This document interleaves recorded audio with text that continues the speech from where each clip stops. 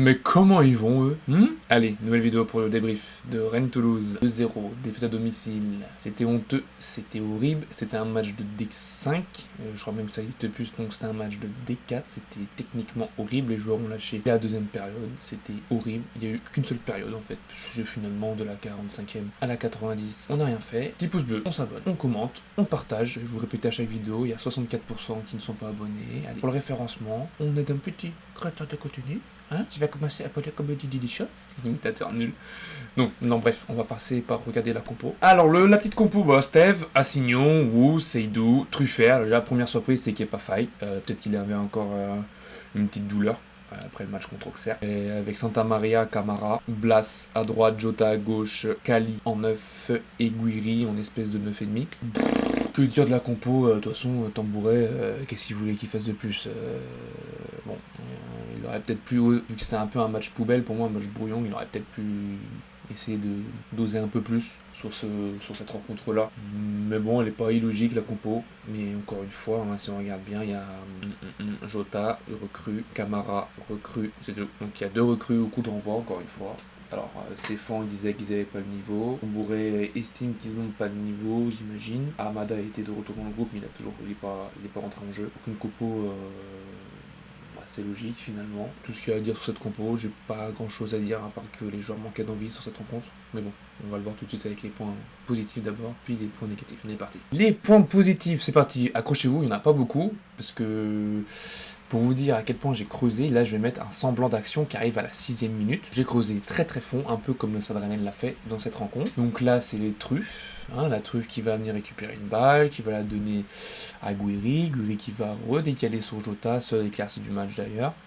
Jota qui va la refiler à Truffert, et vous connaissez un peu Truffert, hein, le centre va être loupé derrière, donc je l'ai pas mis là parce que je vais en parler dans les points négatifs. Mais donc voilà, c'est un semblant d'action, un semblant d'éclaircie, des combinaisons comme ça, il y a dû en avoir 4-5 dans le match, 4-5 en 90 minutes, le Stade Rennais, voilà, on est descendu bien bas.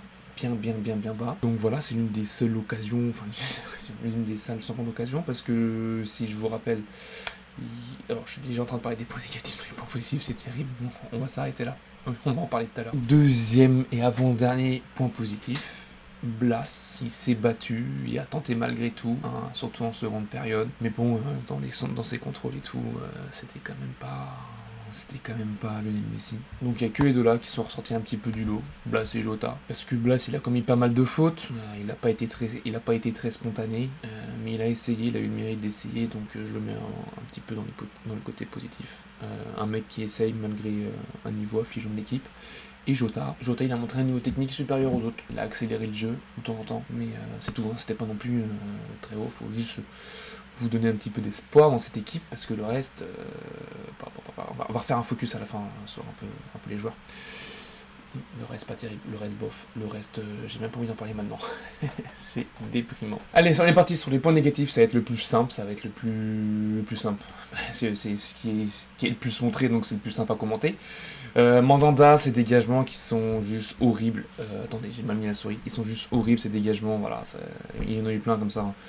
Voilà, c'est relance aussi, là il est tranquille, il n'est pas inquiété, mais il va faire une passe un peu trop longue, vous voyez, et ce problème c'est que là, les Toulousains ils pressent, et du coup ça aurait pu donner une action, mais bon, tranquille.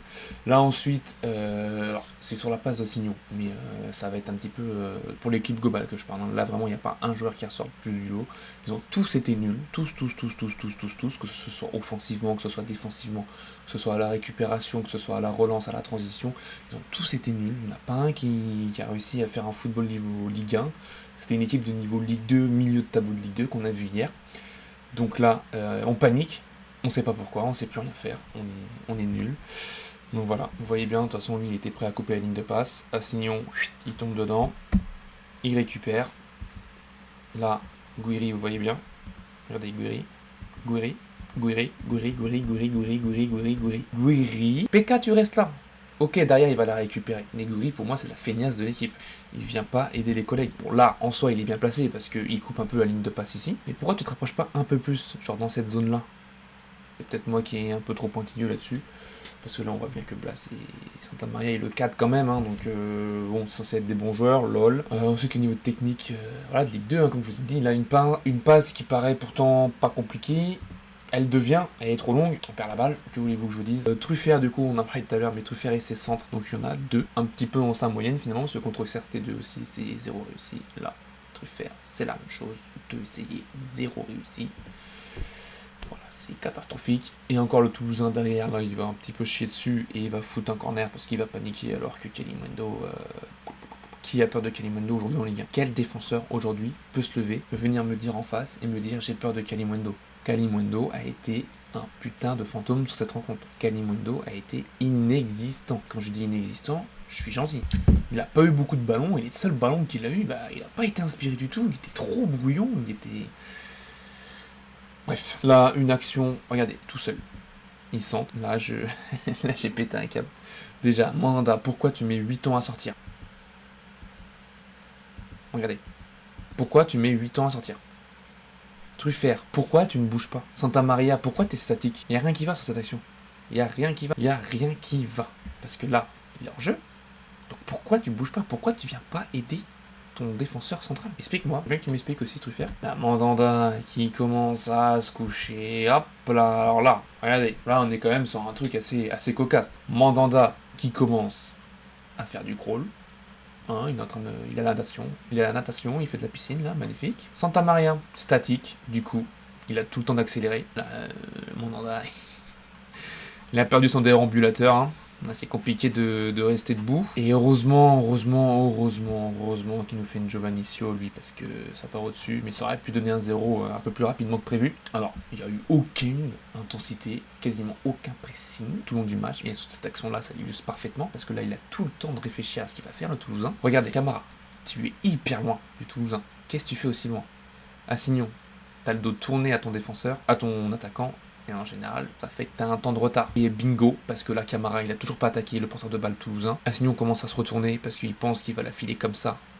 Agbo, sauf que, aïe, erreur, il va la filer dans le dos du coup d'Assignon. Et du coup, Assignon, il est mangé, il est perdu. Le temps qu'il se retourne, et bah, Yangbo, il est déjà rendu en Russie. Hein, il a déjà le temps de faire Rennes-Moscou. Beau, après, il se joue des trois là, il va passer entre les trois. Et lui, pourquoi il est tout seul? Qu'on m'explique. Pourquoi il est tout seul? Camara, qu'est-ce que tu fais? Replie-toi un petit peu. Non, tu veux peut-être attendre qu'il marque. Je sais pas, là, j'ai pas reconnu. Je sais pas, je comprends pas comment on a pu creuser aussi profond en l'espace de quelques mois. Les joueurs sont, je pense, dans un état mental rarement vu au Stade Rennais, sous l'ère Pinot. Rarement vu ça. J'ai rarement vu un match où j'avais envie de partir à la mi-temps un peu comme les Marseillais. Non, mais plus sérieusement, c'était horrible. C'était horrible, j'allais voir la TA de Rennes, ça jouait mieux. Tu vas voir la TA de Rennes aujourd'hui, ça joue mieux que ce Stade Rennais. J'ai les mots un peu forts, mais je sais pas. Donc voilà, encore une fois, IT au-dessus, heureusement pour nous. Alors là, c'est le but. Donc ça part d'une touche, ça met 3 joueurs dans le vent, il vient ici, il la remet en retrait, un peu comme sur FIFA finalement, où ton marquage, il est dégueulasse. Mais quand je dis qu'il est dégueulasse, le marquage de Wool est dégueulasse. Assignon, bon bah, il peut pas faire grand chose. Et puis là, Mandanda, je vais rien dire parce que là, il peut rien faire. Il prend les poteaux, sauf que là-bas, elle arrive en une touche.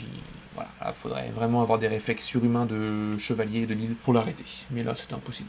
Là, on peut pas tomber sur Mandanda. Ensuite, bah, le deuxième but, forcément, ce qu'on n'arrive pas à faire, nous, paf, déjà, Assignon.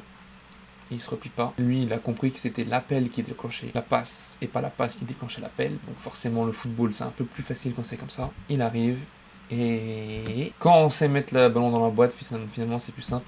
Mandanda, le placement, j'ai pas bien compris son placement. On est tous là, autour de Mandanda. Je sais pas, peut-être qu'on doit l'escorter, peut-être qu'il a peur que... Peut-être que ses défenseurs et ses coéquipiers ont peur que les supporters viennent lui péter la gueule tellement qu'il a chié. Enfin, j'en sais rien, moi, mais regardez, 4 autour de lui pour l'escorter. Les mecs, c'est les jaunes qu'on doit prendre à la culotte. Hein, c'est pas son gardien, finalement. Mandanda, encore une fois. Et il va plonger pour plonger, histoire de dire qu'il a essayé de la rattraper, mais la balle, c'était foutu. Hein. Tu pouvais déjà laisser tomber. Ce cher monsieur-là me fait de la peine. Voilà, donc il a fait des sorties pas assurées, il a été hésitant, il a été perdu, à l'image de l'équipe, le capitaine a été catastrophique. Mais vous voyez là, c'est... enlevé peut-être ma tête.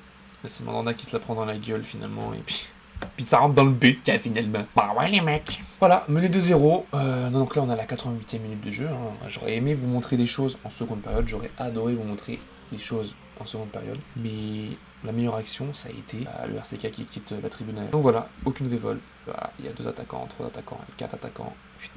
Il n'y a aucune révolte, il n'y a rien du tout. Sampaoli qui se demandait déjà s'il allait pas repartir, du coup Massara est en train de dire non mais reste frérot, reste. Non, sans plaisanterie. Il va devoir s'engager normalement aujourd'hui, dans la journée là. Ce sera peut-être déjà officiel quand je vais sortir la vidéo à 16h30. Mais voilà, encore un match catastrophique. Maintenant on va juste faire un petit focus sur les joueurs et puis après on s'arrêtera là. On est parti, donc on va parler de Mandanda. Mandanda, moi je lui mets un beau 2. Un beau 2 parce qu'il a fait un match catastrophique.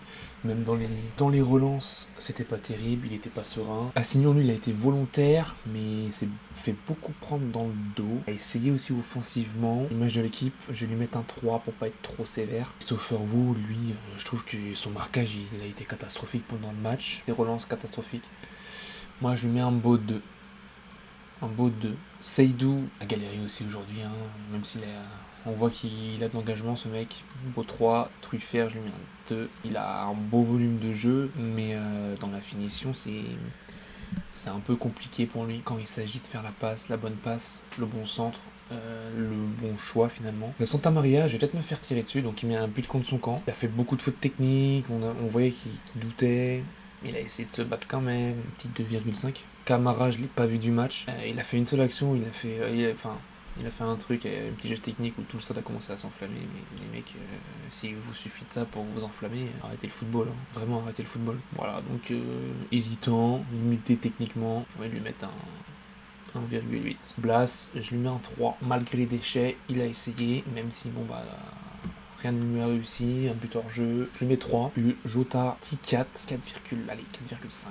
C'est le seul qui techniquement a été au-dessus des autres. Il a réussi à accélérer le jeu. Mais bon, c'était quand même pas un niveau Ligue 1. Guiri, lui. Alors Guiri, je trouve que c'est une feignasse. C'est une feignasse. Et pour moi, 1,5. Peut-être très sévère. Mais il fait pas les efforts, il joue pour lui, même si techniquement on voit qu'il a quelque chose dans les pieds. Tu peux pas faire ça quand t'es avec le Stade Rennais. À l'image de sa tête loupée, hein, complètement loupé sa tête, alors que 80% des attaquants de Ligue 1 la mettent, même les attaquants d'Angers. Donc voilà, et Kalimundo, je lui mets un... Kalimundo, il a été faux automatique aussi. Il a patiné, il était brouillon, il a pas été inspiré. 2 et encore 2, c'est très très bien payé. Galon, lui, je lui mets la moyenne. Il a pas été inquiété, il a pas été dégueulasse. Donc voilà, un petit peu pour conclure cette vidéo. Bon bah j'espère que ça vous aura plu quand même. Je pense que l'audience va pas être très élevée au vu de la pression du Stade Rennais. Les gens vont peut-être préférer être tranquilles, hein, ne pas entendre parler de ce stade-là amorphe, presque mort-vivant finalement. Moi je vous souhaite une bonne... On a 2 semaines de trêve. Je vais vous sortir quand même 2 vidéos. Ciao ciao.